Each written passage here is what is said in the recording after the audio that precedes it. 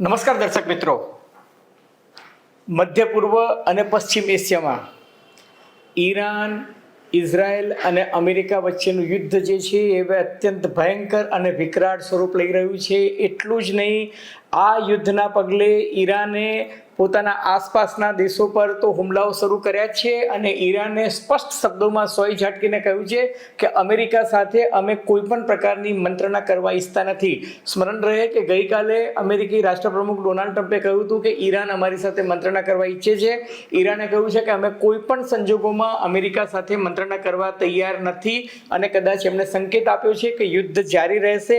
એટલું જ નહીં, આજે એમણે દાવો કર્યો છે કે કુવૈત એરસ્પેસ પર એમણે અમેરિકાના એક ફાઇટર જેટ F-15 જે છે એને તોડી પાડ્યું હોવાનો દાવો કરતી એક ક્લિપ મૂકી છે. અલબત્ત સામા પક્ષે અમેરિકાએ કહ્યું છે કે F-15 જે છે એ ચોક્કસ તૂટી પડ્યું છે, પરંતુ એ કુવૈતના એમના જે મિત્ર રાષ્ટ્ર છે એના એક ફ્રેન્ડલી હુમલામાં તૂટ્યું છે. એટલે ટૂંકમાં લશ્કર ક્યાં લડે છે હજુ કોઈને કંઈ ખબર પડતી નથી. પરંતુ આ યુદ્ધમાં હવે ઈરાનની તરફેણમાં હિઝબુલ્લાહ મેદાનમાં આવી ગયું છે અને હિઝબુલ્લાહે ઇઝરાયલ પર સંખ્યાબંધ રોકેટ દાગ્યા છે ને એમાં ઇઝરાયલના સંખ્યાબંધ લોકો મૃત્યુ પામ્યા હોવાના પણ અહેવાલો છે. જો કે ઇઝરાયલ કન્ફર્મ કરતું નથી કે કેટલા લોકોના મૃત્યુ પામ્યા, પણ સામા પક્ષે ઇઝરાયલે કહ્યું છે કે હિઝબુલ્લાહે, લેબેનોન સ્થિત હિઝબુલ્લાહોએ જે હુમલો કર્યો એના વળતી પ્રતિક્રિયા રૂપે ઇઝરાયલે જે મિસાઇલ છોડ્યા એમાં 31 હિઝબુલ્લાહોના મોત થયા છે. એટલું જ નહીં, હિઝબુલ્લાહનો જે એક ઇન્ટેલિજન્સ જેને ગુપ્તચર વિભાગ કહેવાય, એ ગુપ્તચર વિભાગનો જે વડો જે છે એનું મૃત્યુ થયું હોવાનો દાવો પણ એમણે કર્યો છે.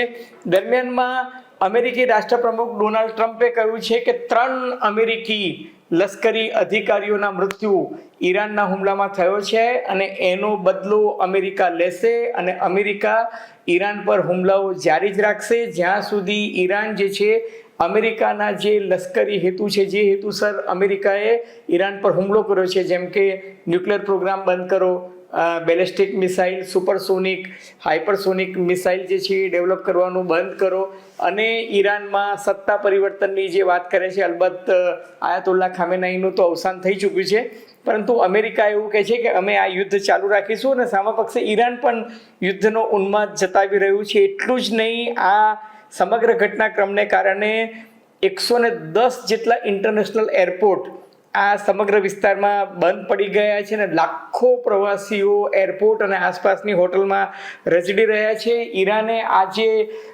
સાઉદી અરેબિયામાં સાઉદી આરામકો કે જે વિશ્વની સૌથી મોટામાં મોટી ઓઇલ રિફાઇનરી ગણાય છે એના પર 2 ડ્રોનથી હુમલા કર્યા અને કહ્યું કે આ તો એકમાત્ર સંકેત છે, કારણ કે સાઉદી અરેબિયા પોતાની એર સ્પેસનો ઉપયોગ અમેરિકા માટે કરી રહ્યું છે અને અમેરિકી યુદ્ધ જહાજોને પોતાની એર સ્પેસ વાપરવાની પરવાનગી આપી રહ્યું છે. એના વિરોધમાં હુમલાઓ થઈ રહ્યા છે. એ ઉપરાંત કુવૈતની એમ્બેસી પર પણ હુમલો થયો છે, ત્યાં પણ આગ લાગી રહી હોવાના દ્રશ્યો જોવા મળે છે અને સાથોસાથ દુબઈમાં, અબુધાબીમાં, દોહામાં સંખ્યાબંધ સ્થળે આખા દિવસ દરમિયાન તમે જુઓ તો પછી એ તેલ અવીવ હોય કે જેરુસલમ હોય કે સાઉદી અરેબિયાના અનેક શહેરોમાં બોમ્બ ધડાકા અને મિસાઇલના અવાજો સતત સંભળાતા હતા. એ ઉપરાંત લશ્કરી અને સિવિલ ડિફેન્સની સાયરનોના અવાજથી આખો એરિયા જે છે એ ગુંજી રહ્યો હતો. દુબઈનું એરપોર્ટ, અબુધાબીનું એરપોર્ટ, એના પર તો ડ્રોનના હુમલા થયા છે. દુબઈમાં પામ આઇલેન્ડ પરની એક 5 સ્ટાર હોટલ હતી, એના પર પણ એવું કહેવાય છે કે જે મિસાઇલ છોડી એ મિસાઇલને આંતરીને તોડવાની કોશિશ કરવામાં આવી, એના ભાગરૂપે જે મિસાઇલ પડી એનાથી ત્યાં આગ લાગી છે. એટલું જ નહીં, કુવૈતની એમ્બેસીમાં તો આગ લાગી છે, પરંતુ કુવૈતમાં પણ 3 થી 4 જગ્યાએ હુમલા થયા છે. તો સાઉદી અરેબિયામાં એમની આરામકો રિફાઇનરી ઉપરાંત રિયાદ ઇન્ટરનેશનલ એરપોર્ટ પર અને પ્રિન્સ સુલતાન એરબેઝ કે જ્યાં અમેરિકી લશ્કરની છાવણીઓ અત્યારે સ્થિત છે ત્યાં પણ હુમલો થયો છે. કતારના અમેરિકી બેઝ જે છે એના પર આજે ઈરાને 65 મિસાઇલ અને 12 જેટલા ડ્રોન છોડ્યા હતા. અલબત્ત અમેરિકાનો અને ઇઝરાયલનો દાવો છે કે મોટેભાગના ડ્રોન અને મિસાઇલ જે છે એને આંતરીને તોડી પાડવામાં આવ્યા હતા. તો ઓમાન પોર્ટ પર પહેલી વખત આજે હુમલો ઈરાને કર્યો અને 2 ડ્રોનથી હુમલા કર્યા અને આ યુદ્ધમાં જે અત્યારે આમને સામને ઈરાન, ઇઝરાયલ અને અમેરિકા દ્વારા જે હુમલાઓ થઈ રહ્યા છે અને ઈરાન પોતાના આસપાસના દેશો પર જે રીતના આરબ દેશો પર હુમલા કરી રહ્યા છે એને કારણે દુનિયાભરના શેર બજારો આજે ડાઉન થઈ ગયા છે. સોના અને ચાંદી ઉચકાયું છે અને અમેરિકી ડોલર મજબૂત થયો છે. તો રોકાણકારોએ, ભારતીય રોકાણકારોએ લગભગ 6,60,000 કરોડ રૂપિયા ગુમાવ્યા છે અને માર્કેટ કેપ ભારતનું ઘટીને 456.90 લાખ કરોડ થઈ ગયું છે. તો અમેરિકાનું ડાઉ જોન્સ ફ્યુચર, જ્યારે હું આ વિડીયો બનાવી રહ્યો છું સાંજે 8 વાગે, ત્યારે 500 પોઈન્ટ જેટલી નરમાઈ બતાવી રહ્યું છે અને ભારતીય શેર બજાર આજે એક તબક્કે લગભગ 2700 પોઈન્ટ જેટલું, 2.5% જેટલું ડાઉન થઈ ગયું હતું. છેલ્લે રિકવરી આવી 1048 પોઈન્ટમાં બંધ રહ્યું. તો નિફ્ટી જે છે એ 24,600 ને 24,865 પર અટક્યું છે, એટલે કે 312 પોઈન્ટ નિફ્ટી ડાઉન ગયું છે. નિફ્ટી એક તબક્કે 24,600 સુધી આવી ગયું હતું, પણ છેલ્લે 1% જેટલું નિફ્ટીમાં સુધારો છે, 1.25% જેટલો શેર બજારમાં સેન્સેક્સમાં સુધારો છે. કહેવાનું તાત્પર્ય એ છે કે આ તમામ મુદ્દે આજે આપણે ચર્ચા કરીશું. શેર બજારમાં શું થશે, સોના ચાંદીમાં શું થશે, ડોલર ઇન્ડેક્સની શું હાલત છે અને આ યુદ્ધ કેટલું ચાલશે. એ પહેલાં મારી આપ સૌને નમ્ર વિનંતી છે કે જો તમને ફોકલ પોઈન્ટ બાય અજય ઉમટનો આ એપિસોડ ગમે તો મહેરબાની કરીને એને લાઇક કરજો, શેર કરજો, સબસ્ક્રાઇબ કરજો અને હા, પેલું બેલ આઇકોનનું બટન વિનામૂલ્યે દબાવવાનું ભૂલતા નહીં, જેથી તમને અમારા નવા વિડીયોઝના નોટિફિકેશન્સ મળતા રહે. તો ધન્યવાદ.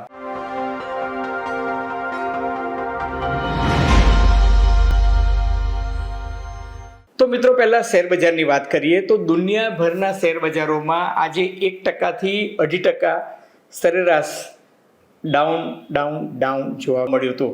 યુરોપની વાત કરું તો જર્મની, ફ્રાન્સ, ઇટાલી, સ્પેન અને ઇવન બ્રિટન, આ બધી જગ્યાના શેર બજાર જે છે એ લગભગ 1% થી 2.5% જેટલા ડાઉન રહ્યા હતા. તો એશિયન માર્કેટ્સની વાત કરું તો હોંગકોંગનું બજાર ડાઉન હતું, જાપાન ડાઉન હતું, સિંગાપોર, શાંઘાઈ, દક્ષિણ કોરિયા, આ બધા જ જે શેર માર્કેટ હતા, સ્ટોક્સ જે છે એ બધા ડાઉન હતા અને વૈશ્વિક માર્કેટમાં ભયંકર અફડાતફડીનો માહોલ જોવા મળતો હતો. પરંતુ આખા વિશ્વમાં એકમાત્ર ઇઝરાયલ માર્કેટ એવું નીવડ્યું કે જ્યાં 4%નો ઉછાળો જોવા મળ્યો, એટલે ત્યાં 4% માર્કેટ ઉપર હતું. જ્યારે આખા વિશ્વમાં સૌથી ડાઉન શેર બજાર હોય તો એ પાકિસ્તાનનું નીકળ્યું કે જ્યાં 10% ડાઉન થયું ને એના કારણે શેર બજાર જે છે એ બંધ કરવું પડ્યું. અલબત્ત ઘણા બધા આરબ દેશો જે છે એમને તો આજે પોતાના શેર બજારો ખોલ્યા જ નહોતા, એટલે આરબ દેશોની ચર્ચા આપણે કરતા નથી. પણ એક જેને કહે છે ને કે એક મહત્વનું ડેવલપમેન્ટ આજે જોવા મળ્યું. એક તરફ ડોલર ઇન્ડેક્સ છે એ ઉચકાયો, એટલે ડોલર ઇન્ડેક્સ ઉચકાઈને એક દિવસમાં 1% જેટલો વધ્યો અને 98.28% થયું. તો બીજી બાજુ સોનું જે છે એમાં પણ ભયંકર ઉછાળો જોવા મળ્યો. એટલે ઘણી વખત તમને નવાઈ લાગે કે આ ફિનોમિના સામાન્ય રીતે જોવા મળતી નથી કે સોનું પણ ઉચકાય અને ડોલર પણ ઉચકાય. એને ટેકનિકી ભાષામાં કહેવાય છે કે ફ્લાઇટ ટુ સેફટી, એટલે કે જેને કહી શકાય ને કે ભાઈ જ્યાં તમે સ્પર્શ કરો અને તમને મજબૂતાઈ દેખાતી હોય એવી કરન્સી અથવા તો મેટલ, એમાં જ તમે ઇન્વેસ્ટમેન્ટ કરો છો. એટલે ડોલર ઇન્ડેક્સ પણ સુધર્યો છે અને સોનું પણ મજબૂત થયું છે. એને બાદ કરતાં આજે સૌથી મહત્વની ઘટના એ બની કે ડોલર તો મજબૂત થયો, પણ ક્રૂડ ઓઇલ એક તબક્કે $82 પહોંચી ગયું હતું. બ્રેન્ટની વાત કરું છું, એ ક્રૂડ $82 સુધી પહોંચી ગયું હતું, કારણ કે એવી દહેશત હતી કે હોર્મુઝની ખાડી જે છે ત્યાં વાહનો જે છે ઓઇલ ટેન્કર્સ એની આવાગમન પર પ્રતિબંધ મૂકવામાં આવ્યો છે. પરંતુ બપોર પછી સ્થિતિ ક્લિયર થઈ કે હોર્મુઝની ખાડી પર અત્યારે ઈરાને મૂકેલો પ્રતિબંધ જે છે એ કોઈ અસરકારક નથી અને નેવી વેસલ્સ જે છે એ જઈ રહ્યા છે. એના કારણે ક્રૂડ જે છે એ બ્રેન્ટ $82 થી ઘટીને $78 થયું અને એને કારણે શેર બજારમાં કરેક્શન આવ્યું હોવાનું કહેવાય છે. હવે ક્રૂડ જે છે એ ક્રૂડ આવનારા દિવસોમાં સોનાની, ચાંદીની, શેર બજારની દિશા અને દશા નક્કી કરશે એવું તો સમગ્ર વિશ્વમાં બધા જ તજજ્ઞો માની રહ્યા છે. કારણ કે તમે જુઓ કે આજે ક્રૂડ ઓઇલના ભાવમાં સુધારો થયો તો શેર બજારમાં પણ સુધારો થયો. કારણ કે અન્યથા ભારતીય શેર બજારમાં એક તબક્કે 27 પોઈન્ટનો કડાકો આવ્યો હતો, પણ 3:30 વાગે જ્યારે શેર બજાર બંધ રહ્યું ત્યારે 1048 પોઈન્ટનો જ ઘટાડો જોવા મળ્યો. એનો અર્થ એ કે શેર બજારમાં સુધારો તો થયો, પણ દાખલા તરીકે એવિએશન ઇન્ડસ્ટ્રી છે, પેઇન્ટ્સ ઇન્ડસ્ટ્રી છે, ફર્ટિલાઇઝર છે, ઓટોમોબાઈલ છે, ઓઇલ માર્કેટિંગ કંપનીઝ છે અને પોર્ટ રિલેટેડ કંપનીઝ જે છે, આ બધી કંપનીઓના શેર બજાર જે છે એ આજે એમના શેર કે સ્ક્રિપ્ટ જે છે આજે તૂટ્યા હતા. જ્યારે સામા પક્ષે કરેક્શન આવીને પોઝિટિવ થયા હોય એમાં ફાર્મા, ડિફેન્સ, પાવર સેક્ટર અને ઓએનજીસી જેવી કંપનીઓ જે છે એને ફાયદો થતો જોવા મળ્યો.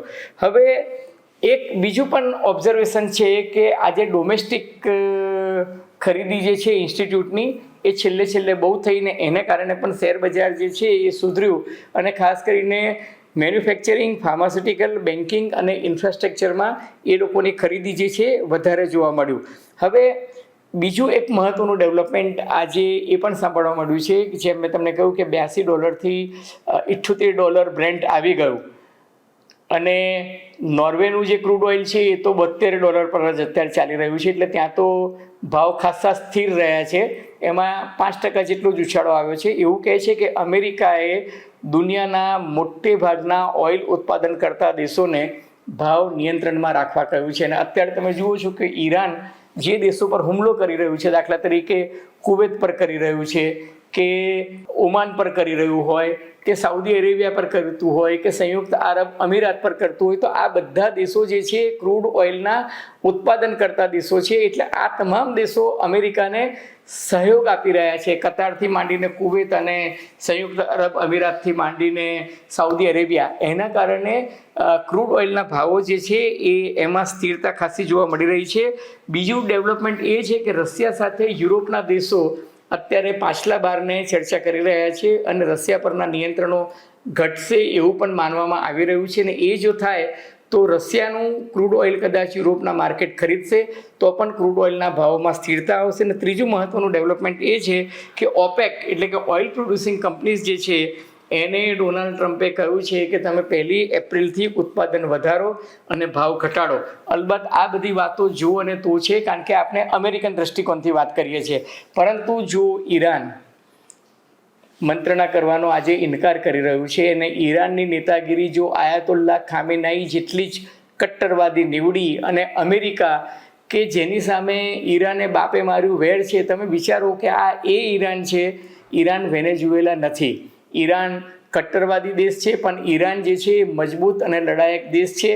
ઈરાન છેલ્લા 46 વર્ષથી અમેરિકી પ્રતિબંધો હોવા છતાં પોતાની લીટી મોટી કરી અને એવી સ્થિતિનું નિર્માણ કરી શકે છે કે જ્યાં અમેરિકાને એવું કહેવું પડે છે કે અમને ઈરાનથી ખતરો છે. ઇઝરાયલ એવું કહે છે કે અમે પ્રિએમ્પ્ટિવ વોર કર્યું કારણ કે અમને એવી દહેશત હતી કે ઈરાન અમારા પર હુમલો કરશે, અને એટલે જ ઈરાન પર અમેરિકા અને ઇઝરાયલે ભેગા થઈને હુમલો કર્યો. હવે એક માહિતી એવી છે કે ઈરાનને પરોક્ષ રીતે નોર્થ કોરિયા, ચીન અને રશિયા ઇન્ટેલિજન્સ આપવાથી માંડીને શસ્ત્રો પણ પાછલા દરવાજે પહોંચાડી રહ્યા છે અથવા તો પહોંચાડી દીધા છે. કારણ કે તજજ્ઞો એવું માને છે કે અસલી લડાઈ હવાઈની નથી, અસલી લડાઈ જમીન પરના કબજાની છે, અસલી લડાઈ દરિયાઈ કબજાની છે. હવે જો હોર્મુઝની ખાડી પર ઈરાન પોતાનો સકંજો મજબૂત બનાવે તો દુનિયાભરનું 30% જેટલું ક્રૂડ ઓઇલ અને ગેસ એના પર નિયંત્રણ આવે, અને જો એ થાય તો પછી ક્રૂડ ઓઇલ અને ગેસના ભાવો ભડકે બળી શકે. બીજું ઈરાનની તાકાત છે કે હોર્મુઝની ખાડી જ્યાંથી દુનિયાભરનું 30%થી વધુ ક્રૂડ ઓઇલ પસાર થાય ત્યાં એ માઇન્સ પાથરી શકે છે. ત્યાં એ અંડર વોટર ટનલ જે છે એનાથી એ મોટા જહાજોને ડૂબાડી પણ શકે છે. કારણ કે આ એક એવો એરિયા છે હોર્મુઝની ખાડીનો કે જેના પર ઈરાનનો સંપૂર્ણ કંટ્રોલ છે. અલબત્ત સાઉદી અરેબિયા, યુએઈ, કતાર, ઈરાક આ બધાનો માલ અહીંથી પસાર થઈ રહ્યો છે અને એ લોકો પણ ઈચ્છે છે અને અમેરિકા યુદ્ધ નહીં પરંતુ શાંતિ અને સંવાદ માટે સંમત થાય. તમને જો યાદ હોય તો ગત વર્ષે જૂન 2025માં જ્યારે ઇઝરાયેલે પહેલાં ઈરાન પર હુમલો કર્યો હતો અને પાછળથી અમેરિકા એમાં જોડાયું હતું, ત્યારે યુદ્ધ વિરામ માટે પહેલી પહેલ જે છે ઇઝરાયેલે કરી હતી. આ વખતે પણ સ્થિતિ એવી છે કે જો ઈરાન પોતાનો લડાયક મિજાજ જાળવી રાખે તો અમેરિકી શસ્ત્રો જે ત્યાં પડ્યા છે એ શસ્ત્રો 5-7 દિવસથી વધારે ચાલી શકે તેમ નથી. જ્યારે ઇઝરાયલ પાસે 3000થી વધુ મિસાઇલો છે અને ઇઝરાયલ આ યુદ્ધને લંબાવવા માંગે છે, કારણ કે ઇઝરાયલ ડરતું નથી અને ઇઝરાયલ પોતાની વાતથી ડરતું પણ નથી. હવે આ સ્થિતિમાં તમે જુઓ કે આજે જે રીતના આરામકો રિફાઇનરી પર હુમલો કર્યો છે, ઈરાને સ્પષ્ટ સંકેત આપ્યો છે કે અમે ધારીએ તો રિફાઇનરી પર મોટો હુમલો કરી શકીએ, કારણ કે ઈરાને પોતાની બેલેસ્ટિક કે હાઇપરસોનિક મિસાઇલ જે છે હજુ આમાંથી કોઈ જગ્યાએ છોડી નથી, પણ એ છોડી શકવાની એમની ક્ષમતા ચોક્કસ છે. બીજું કે રાતા સમુદ્ર પર હોથી ચાંચિયાઓ જે છે એ સક્રિય થઈ ગયા છે અને એનાથી દરિયાઈ માર્ગ પર તમે જુઓ કે લગભગ વિશ્વનો 12-14% જેટલો ટ્રેડ જે છે એ દરિયા પરથી પસાર થાય છે, એને પણ એની વિપરીત અસર થશે. સાથોસાથ પશ્ચિમ એશિયા અને મધ્ય પૂર્વના લગભગ 110 જેટલા ઇન્ટરનેશનલ એરપોર્ટ જે છે એ અત્યારે ઠપ થઈ ગયા છે. અને સૌથી મહત્ત્વની વાત એ છે કે ઈરાનના પ્રવક્તાઓ અત્યારે આંતરરાષ્ટ્રીય કાનૂન પર સવાલ સંયુક્ત રાષ્ટ્ર સંઘના પ્લેટફોર્મ પર ઉઠાવવાની વાત કરી રહ્યા છે. એ કહે છે કે દુનિયામાં અમેરિકાની આ દાદાગીરી સહન ના કરવી જોઈએ. દુનિયાભરના દેશો એકત્ર થાવ, તમારે અમેરિકાની દાદાગીરી સિવાય કાંઈ ગુમાવવાનું નથી, કારણ કે આ તો મારે તેની તલવાર જેવો ઘાટ થયો છે. આજે અમેરિકા વેનેઝુએલા પર હુમલો કરીને એના રાષ્ટ્રપ્રમુખને ઉઠાવી લે છે.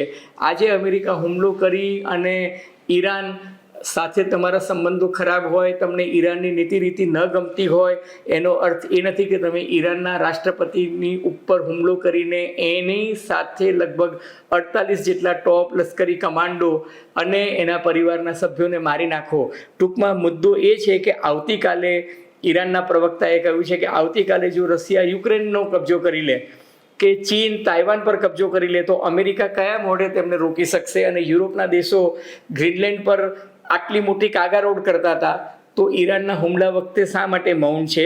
એટલે ઈરાન પર અમેરિકાની જે વર્તણૂક છે એની નીતિ રીતિની અમેરિકામાં તો ટીકા થઈ જ રહી છે.